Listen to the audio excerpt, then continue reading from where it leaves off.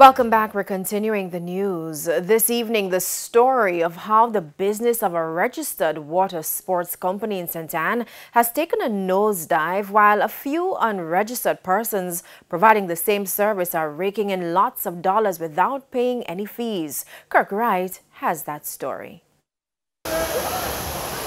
Rafting down the White River in St. Ann can be a very relaxing experience. A fair amount of locals take advantage of the service, but it's more popular among the visitors. The CALYPSO rafting company is registered to provide the service and other water-related activities. It's one of the few attractions that is COVID-19 compliant under the Resilient Corridor concept of the Ministry of Tourism. We have to be paying insurance, licensing fees to TPD4. We have to pay for the guys' certificates. We have to pay just about for everything to stay in operation. But just next door, a group of men are providing the same service illegally. And they say they are raking in big bucks. We make a lot of money here, you know. Aaron's, another of the illegal rafters, says they're registered under the name White River Local Rafters, but that's just it. All right, so the fact that you're registered, though, do you pay a monthly fee? No, we don't pay any fee right now yet. But we are trying to work on it right now. We try to work on it right now. So right now, essentially, some rafters are free right? Free right now, and to know. Here's the problem.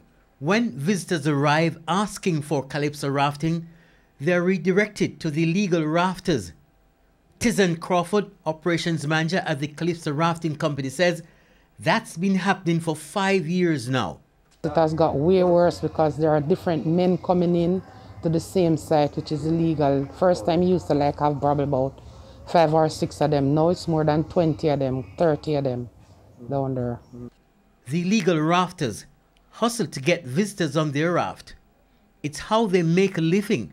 But sometimes in the process of trying to secure customers, things get heated. Disorganized, to be truth, I'm not lying, it's disorganized. We needed to get it together.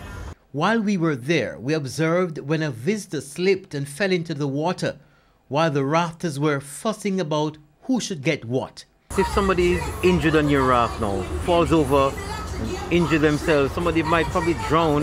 But what kind of insurance is there to tell you that? Nothing like that at the moment. But this rafting, like, it's safe still, you know. It's no risky ride. It just, you see water just smooth.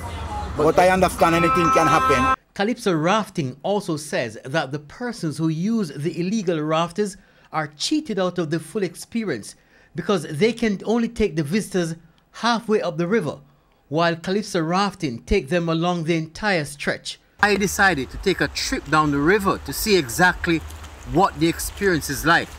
And we're halfway down, and I should tell you that so far, so good. Despite complaints to the various regulatory bodies, there have been no improvements.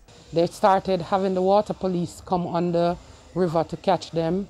They paid, some of them went to court, paid, the fees keep on increasing, and then for time, once the police came, and 5 of them were on rafts down there, and they jumped off and left the tourists there in danger. My guys had to put the rafts on dock. And then after that, we didn't hear anything else. CALYPSO rafting says if the authorities don't act fast to fix the problem, they will soon have to start sending home staff. Kirk Wright, TVJ News.